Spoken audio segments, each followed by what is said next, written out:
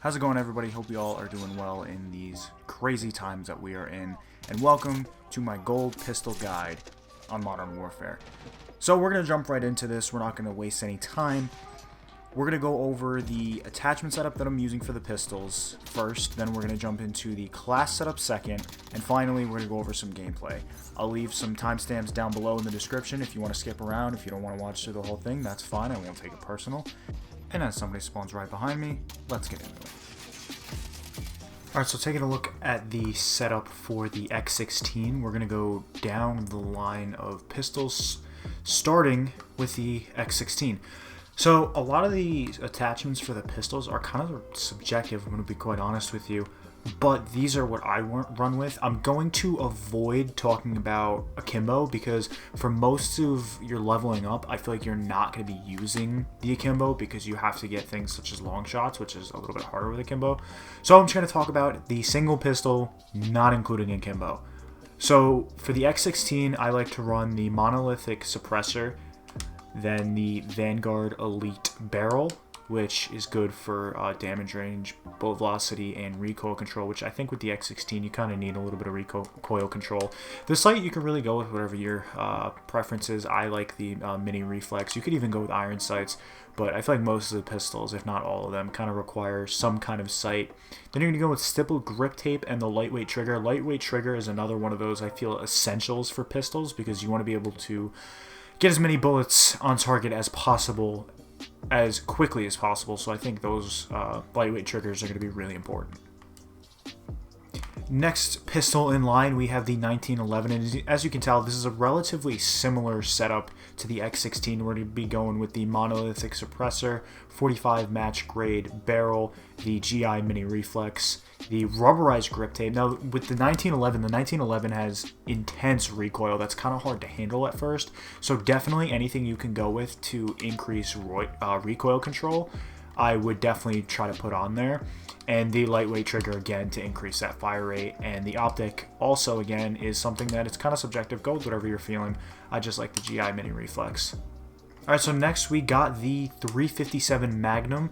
With this, we're going to be running with the 357 long barrel to help with that recoil control and damage velocity. There's two pistols, this and the Desert Eagle, that are usually one-hit kills, especially in hardcore. So I feel like anything you can do to increase the recoil control to make those one-shot kills a little bit easier, and if you miss, being able to come back to center to take that second shot, I feel like is really important with these, especially because of the slow rate of fire, because they're so powerful.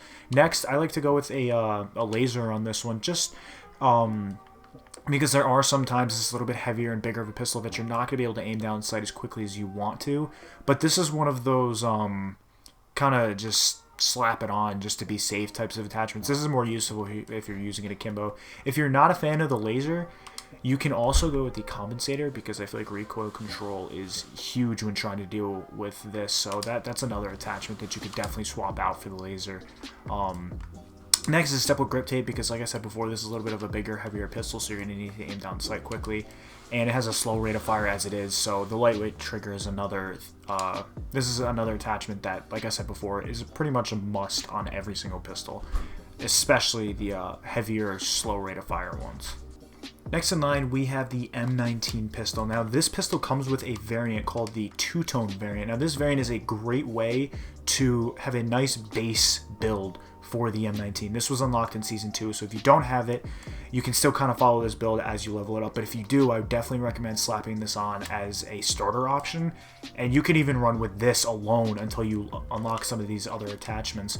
So what I like to run is, this comes with the A9-16 lightweight barrel, a lightweight trigger, and I want to say it comes with the granulated grip tape. I swapped that out for the stippled grip tape to have that increased aim down sight speed. Monolithic suppressor because I really like the increased damage range with the sound suppression. And it does not come with an optics, so even if you decide to go with the rest of this build but you feel you don't need an optic, you can swap that out with a laser, which it comes with a laser, or you can opt to have the extended magazine, which also is really helpful. This A9-16 lightweight barrel increases aim down sight speed. I feel like this pistol was just built in order to be fast So I love having the speed attachments on this thing. And last but certainly not least, we have perhaps my favorite pistol in the game, the Desert Eagle. Now the Desert Eagle, what I like to do is build it for long range. I like to make sure that every time I land a shot, it'll kill the dude. Now, it kind of depends on how you want to build this, but my favorite way to build it, which is what I'm showing you, is, again, for long range and to make sure every bullet will kill somebody. So I like to go with the monolithic suppressor to increase that damage range, the forged tack enforcer to extend the range again and cut down on the recoil, which this gun needs. Then I got the lightweight trigger, again something that I feel like is a necessity for every single pistol. You got to increase that fire rate, especially with a slow firing pistol like this. The stipple grip tape to make up for some of that lost aim down sight speed, and a reflex sight, which if you really don't want a sight, you can swap it out for a laser or some extended mags. But I feel like, especially on this one, there is a need for some type of sight. Now, originally, I wasn't even planning on doing the Renetti. I'm adding this after I recorded all the stuff for the other pistols. So I mentioned that the Deagle was the last one. I lied. This is the last one. I honestly didn't even plan on doing the Renetti because it's a DLC weapon and you don't have to get it gold in order to get Damascus. And this is kind of like a Damascus guide. It's going to be when all the videos are out. But I realized that I mentioned in the beginning of the video that it is a gold gun guide.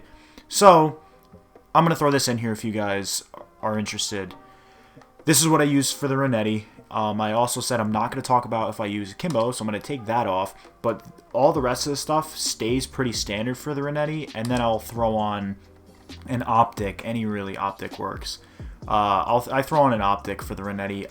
But to be honest, it actually has pretty good iron sights, so if you're not really into that, you can go with one of these stocks or even one of the grips. I love the speed grip too, so if I'm using a single one, that's what I'll use, but most of the time I'm going to be using a Kimbo on these because it is very broken and I expect it to get a patch pretty damn soon. Now that you guys have the build for the pistol down, let's get into the build for the class as a whole. So I'm going to tell you guys to do something that really aggravates me when I see it done to me, but it is really, really effective and really, really necessary when using a pistol. So you don't want to have a regular old primary weapon. You want to be running with the riot shield on your back because you want to make sure you're focusing on using the pistol and the pistol only while having the added bonus of having some protection from behind.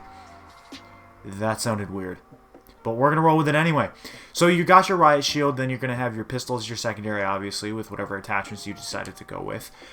So now we're going to jump into the perks. The perks, I'm going to try to give 2 options for each perk slot. What I like to run with is Double Time, Ghost, and Battle Hardened. Now for perk 1, I think Double Time, Cold Blooded, or even Quick Fix are some good options. Scavenger you can run with, EOD if you're playing on the smaller maps like Shipment. But if you're playing on bigger maps, if you don't have the luxury of having Shipment or Shoot House or Rust, Double Time really helps to get around the map quickly and get into people's faces without really knowing that you're there if you're running Ghost, which brings in perk 2. So Ghost is probably a really good one to run. You can also use High Alert, but I think Ghost is pretty much an untouchable perk too. I think if you're not running Overkill, it almost makes no sense to run anything else. I mean, you can run Restock if you want, maybe even Hardline, but Hardline isn't really useful because you don't want to be up in your kill streaks too much. You can also use Specialist so you're not getting kill streaks, you're using perks instead, so you can slap on those other perks like EOD if you decide to do that. Point Man maybe, but again, you're not really going to be worrying about your kill streaks too much. High Alert's a good one, but I think Ghost is almost untouchable in perk 2. Perk 3, I like to go with Battle Hardened because I feel like flash grenades and stun grenades in this game get me killed more than thermite grenades do. While I was doing the launchers and running Amped, I was very frustrated because Battle Hardened was a perk that I find to be a crutch perk. It's on every single one of my classes at this point. So I think it's really, really important to have Battle Hardened on, especially if you're trying to get kills with pistols, because people are just going to try to flash you, throw stuns at you, do all kinds of sorts of stuff to get around you. Tracker's another good one if you want to try to keep up with where other people are, catch them off guard, but I think Battle Hardened is pretty much a necessity in perk 3, and for the lethals, you can kind of go with whatever you want. Tactical, I think Stim is really important. Heartbeat if you want to try to play stealthy, but I think Stim is another one of those untouchables. You need to have it on, and again, the lethal, go with whatever your heart desires. So I want to add this into the video. I'm not only going to touch on how to play with the gun, but I really should touch on a little bit of tips here and there on how to unlock each camo for the pistols. So spray paint, you just need to get 250 kills. That's really straightforward. Just use a gun and kill people. Headshots, that's again pretty straightforward, 50 kills. One thing that I really like about the pistols was a lot of the challenges were straightforward. They weren't hard challenges. They were very doable and pretty passive in my opinion. Next, you got to get 40 kills while crouching. This will tie into the gameplay portion. You're going to see how in the gameplay you're going to be crouching a lot of the time based off the playstyle that I used. Next, you have to get 30 hipfire kills. This is, again, pretty passive, pretty simple. Just if you want some extra help, slap on the laser attachment. Next, you have to get 30 long shot kills. This was surprisingly passive. I got this pretty easily compared to the rest of the weapons in the game. The 30 long shots, just most of the kills I seemed to be getting were long shots. You don't have to get them very far. I plan on making a different video talking about the long shot specifically because this is what held me up on a lot of the guns. Next, we're going to go over to Topo, get 25 double kills, another really passive one. Tigers get 110 kills while using all attachments. I usually use all attachment slots. I don't like wasting them. If I have them, I'm going to use them, so pretty passive again. Stripes get 25 kills shortly after reloading. If you're having trouble with this one, what I do is when I'm playing on the smaller maps, I will spawn, shoot, and reload. You have about 5 seconds between reload to kill for this to count. So it's pretty simple. Just spawn in, take a shot, reload, you're good to go. Next, we got Reptile, which is using 75 kills. Which is getting 75 kills using no attachments. I think if you just stick to the playstyle that I talk about in the next portion of this video while using no attachments, you should be alright. And next is get 3 kills without dying 25 times. Again, a pretty passive thing. It'll happen as you play. One big tip I want to give about the camos, though, is don't go by challenge. You need to, I don't know how to explain it really. Don't do woodland all at once. Don't do digital all at once. Don't do dragon all at once. You need to do them as a whole. Do as many challenges as you can all at once. So one big tip that I'm going to give you is when you first start, activate a double weapon XP token or start on a double weapon XP weekend and just use the gun. Level it up as much as you can. Once you get to skulls, you're going to be amazed at how many of these you've gotten really far in or completed. So don't jump into it and be like, well, I got to get 50 headshots. Let me only aim for the head. Well, I got to get 40 crouching kills now. Let me only crouch. Do as many as you can together. So when you unlock all of the different camo challenges, you could be like, all right, let me get crouching, headshot, hip fires, or crouching, headshot, long shots, or all kills with attachments while I'm crouching, going for headshots with hip fires, something like that.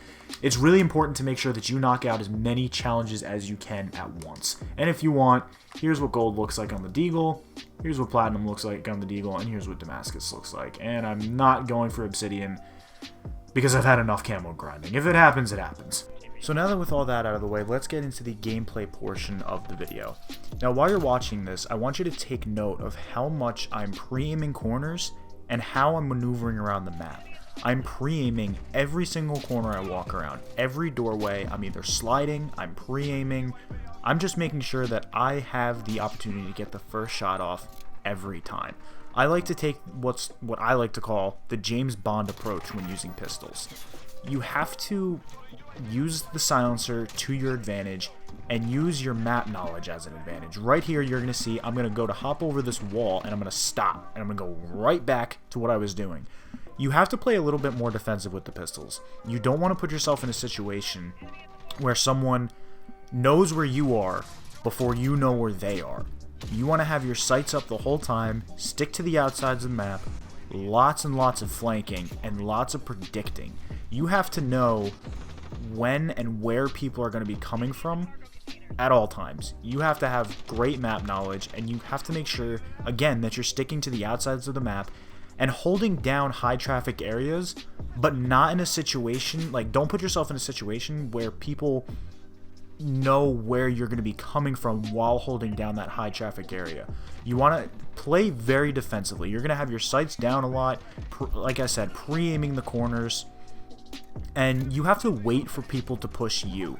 Don't push a lot of people when you're using the pistols. You have to use your cover to your advantage as much as possible. You want to make sure that you're getting the first shot off every time. You have to play a little bit defensively, which can seem boring at times, but as you can see in this little kill streak here, it's pretty effective. You need to make sure that you are doing your best to get the kill before they know where you're sitting. You have to be able to embrace this playstyle, because if you don't, you're going to get flustered and bored, and you're going to start pushing and putting yourselves in bad situations. You have to be very careful with how you move around the map as well.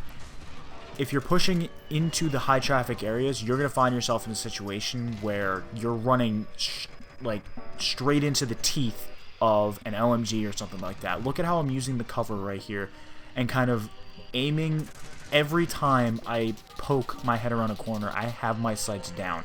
I'm predicting where they're going to be every time I move, and it puts me at an advantage because they don't know that I'm coming, but I'm ready for them. You have to make sure your guard is always up when using pistols, whether it's the Deagle, the M19, the 1911. You need to be able to predict where they're going to be coming from, and it's a very unique playstyle that a lot of people with pistols don't seem to try. Play a little bit more defensively, use the map to your advantage, and preem those corners as much as you can, because it'll help a ton. With that being said, that's going to bring an end to this gameplay. I hope you guys enjoyed, and I hope you learned something. I hope that this guide will help you get gold pistols faster than I was able to get them. If you have any questions, feel free to leave them in the comments. I'll definitely be answering all of them. And have a good one, guys.